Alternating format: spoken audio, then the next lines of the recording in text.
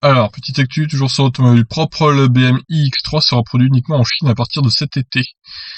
La marque bavaroise a déjà annoncé ses ambitions électriques avec le iX3. Le SUV sans émission entrera en production dès cet été. Après quelques années sans nouveaux membres dans sa gamme i, BMW est resté absent du segment des voitures électriques. Mais la firme de Munich corrigera bientôt le tir avec l'arrivée du iX3.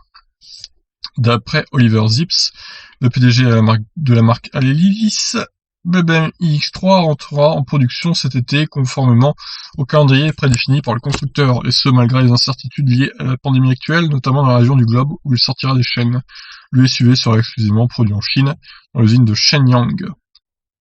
Premier véhicule du fabricant à reposer sur une plateforme pouvant recevoir une motorisation thermique et une motorisation électrique, le iX3 embarquera un moteur de 286 chevaux et une batterie de 74 kWh.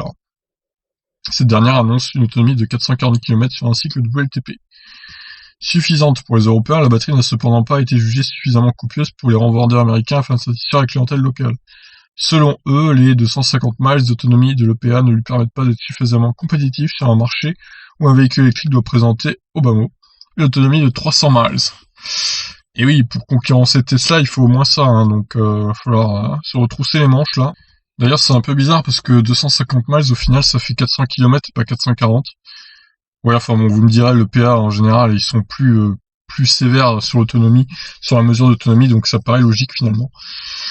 Voilà, donc à suivre. Ce petit iX3 qui finalement n'est pas si mal niveau efficience, 74 kWh de batterie pour 440, bon évidemment, il est plus gros hein, que les Kona et Niro, donc c'est normal qu'il consomme plus. Mais il a une autonomie similaire, donc il a 10 kWh en plus, mais pour la même autonomie.